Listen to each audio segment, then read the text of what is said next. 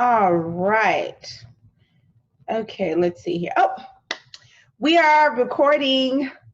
Hello, guys. It's me again, and it's just been a while, guys. Um, yeah, it's been a while, so I'm glad that we're gonna have a good conversation today. I've got some good stuff to talk about today. But let me just go ahead and introduce myself for those of you that don't know who I am. My name is Linda, and I am your favorite nursing instructor. And today's topic, we are going to talk about ICU nursing. So if you're interested in becoming an ICU nurse, this is the video for you because I'm going to talk about everything that you will see, everything that you should expect while working in the ICU, and what you need to expect if you're going to be starting in the ICU during this time, right? Because a lot of people are seeing that there's a shortage of ICU nurses. And I'm going to talk about why that is, right? And if you are interested in becoming an ICU nurse, you are at an advantage right now because a lot of hospitals would like to cross-train at this moment. Guys, being an ICU nurse is awesome. Here in the United States, I am in Southern California. I have been getting job offers for $6,000 a week. $6,000 a week. And even that is not taxed the same way. That's for being a traveler, right? So the taxes are different. So you're talking about taking home $4,800, almost $5,000 a week take home pay as an ICU nurse because ICU nurses, there is such a shortage of ICU nurses. So why don't I just tell you about what an ICU nurse is, what a typical day is, what you have to really expect. Now, guys, excuse me. Today's been a long day, so I am in my comfort garb. So if you wanted to see the glam nursing instructor today, that's not going to happen. Today's just like a free day, and but I wanted to really get this video out, okay, to make sure that you guys had this video. And I am working. Obviously, I will be working. I got a new camera, guys. Did I tell you guys I got a new camera? I got a new camera, and I just have not had the time to learn how to use it. So in the next couple of months, yes, not weeks, not days, months, I am going to be learning how to use this camera. And so the video quality is going to change because I'll have a ring light, and we're just gonna, we're transforming. We are transforming here, okay? So let's jump out, okay?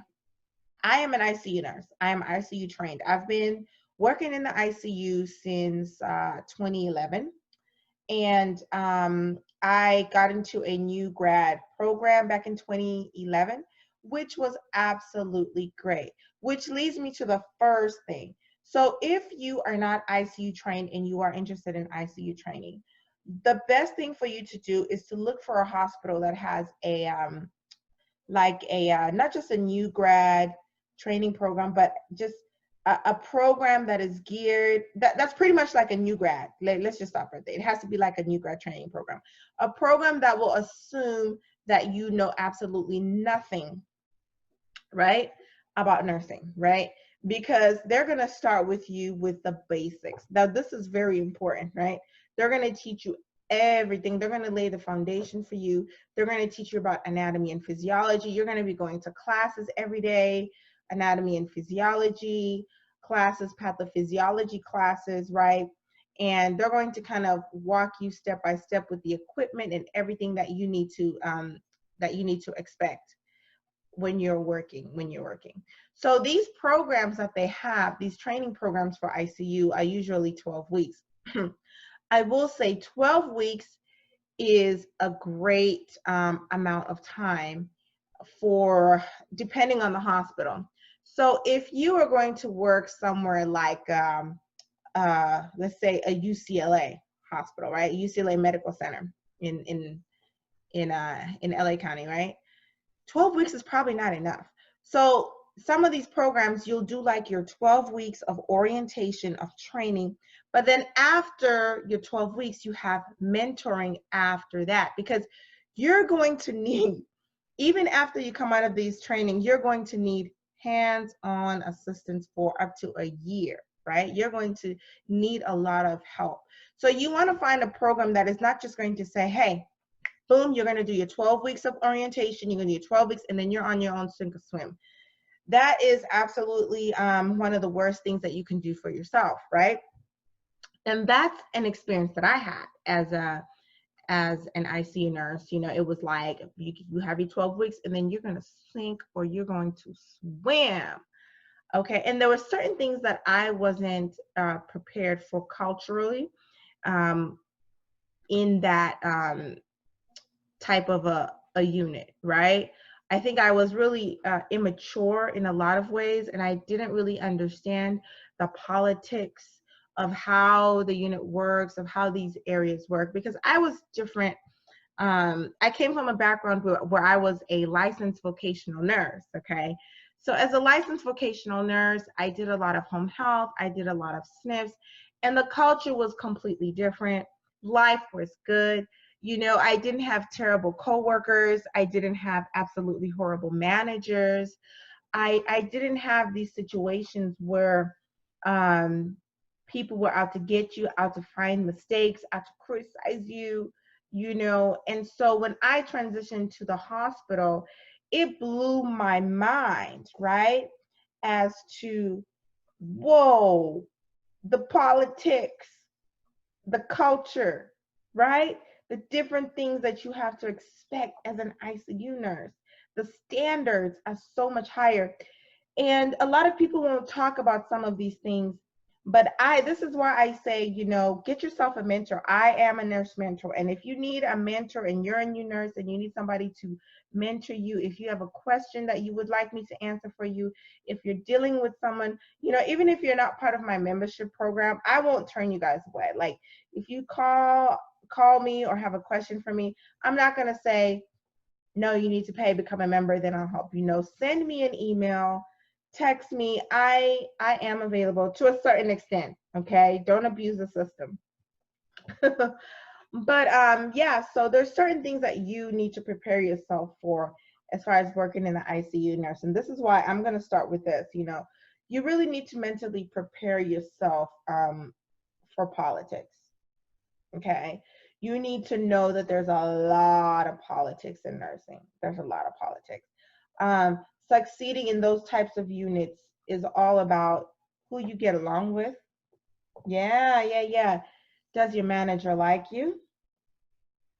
Do your coworkers get along with you, right? And just, are you a good fit for that unit? As an ICU nurse, as a nurse in that type of environment, you may work and may not be a good fit for that particular hospital, but you may go to a different hospital and you may be the best fit and they may love you.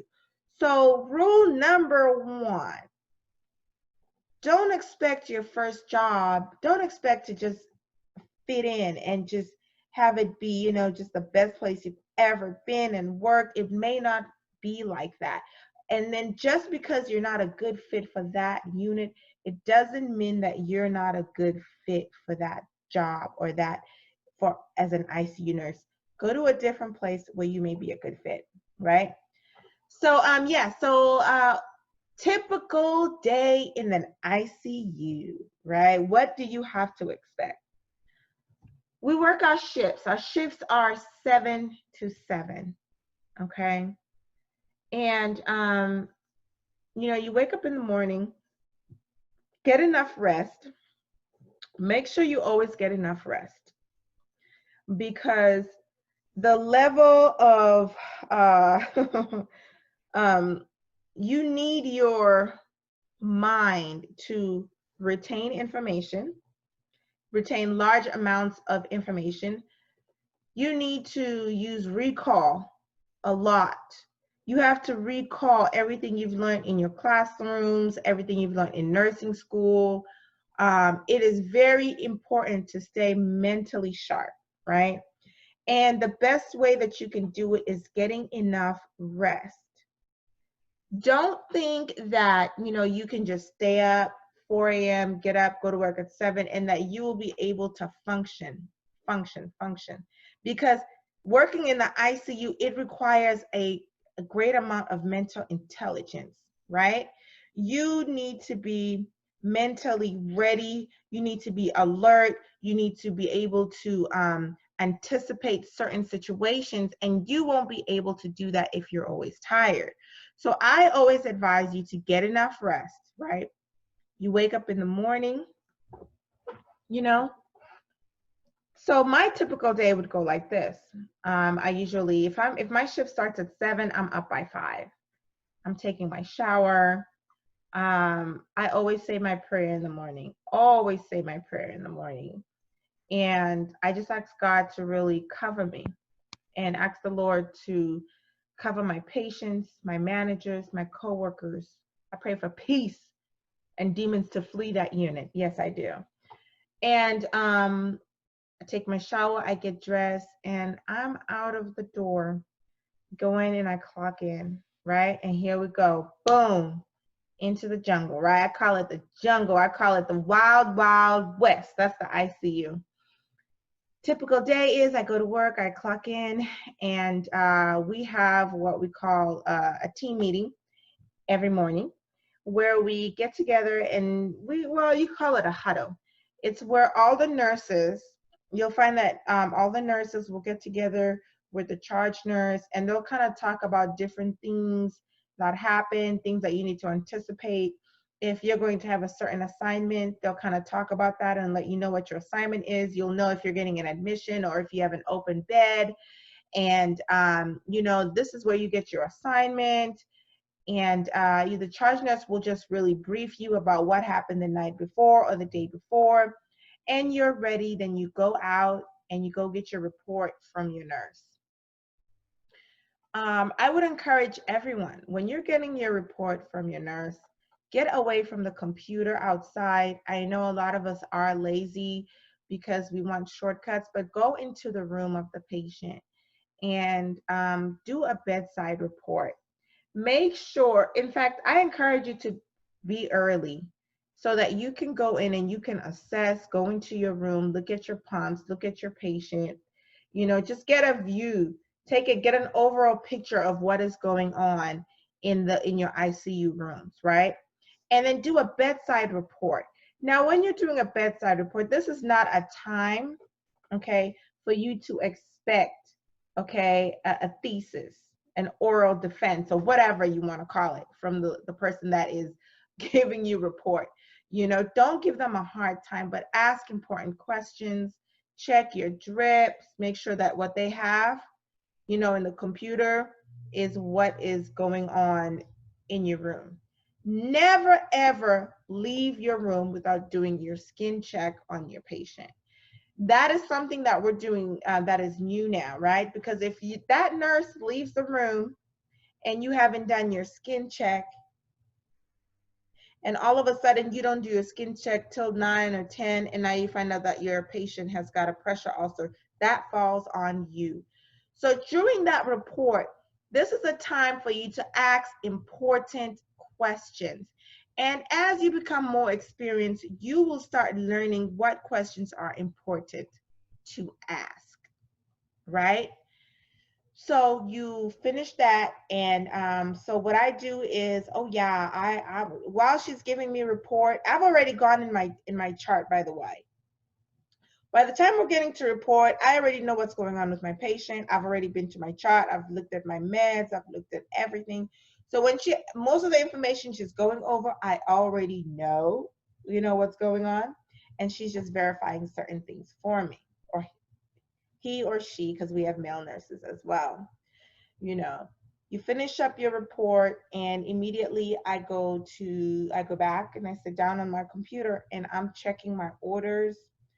I'm looking at, chest x-rays. I'm just going through the chart in the computer to make sure that I have everything. I write down my meds. I look at my labs. I look at, any x-rays, any procedures that need to be done, drips, this, that. I try to know everything about the patient, okay? So, and then once I do that, I figure out, we have 2 patients in the ICU. Okay. So you now have to figure out which is the most important patient. Which patient do you have to see first? So what I will do is I will start, right, with the patient that is more critical. Because if you are, if you've got drips, you know, chest tubes, intubated, all of that, I want to start with that patient. And you start with the most critical patient. You go in there and you do your assessment and you make sure that that patient is good, right? And you do a complete assessment. I will do a complete assessment on that patient, okay? And if I've got 8 o'clock or 9 o'clock meds and it's within that time, I make sure to take those meds with me to the room so that I spend all my time, I'm assessing and I'm giving my meds to that patient. Once I know, okay, you're good, then, you know, I'll go and I'll take care of the other patient as well. Then I will do that. So most of your day in the ICU is spent, it's really, your day's gonna go the way that it is depending on the type of patient you have, right?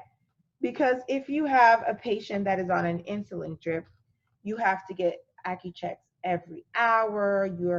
You're most likely, you know, titrating the insulin drip, you're changing fluids and you're changing diets. So it's really different. You're in that room with that patient a lot more versus someone who's just there as an observation, a post-surgical, because they just had a cardiac cath, right? So it's going to go based on what type of patient you have, okay? So you've got 12 hours. So in that 12 hours, your day could be just really great and everything could go smoothly. And then within that 12 hours, the what can hit the fan, right? Worst case scenario, you have a patient that goes south, that crashes, you're titrating a whole bunch of different drips, okay? You're on the phone with doctors, you're intubating, re-intubating, you know, you're doing procedures, you're going to MRI, you're doing all of these things, you know, worst case scenario. And this will take up your time. This will take up the bulk of your time. Learn to chart in the room. A lot of nurses don't really do that. Chart as you go throughout the day instead of waiting till the last minute to get all your charts done, because then you avoid forgetting certain information. So, you know, learn to, you do something in the room, you boop, boop, boop, open your computer, chart it right then and there, and then get out of your room.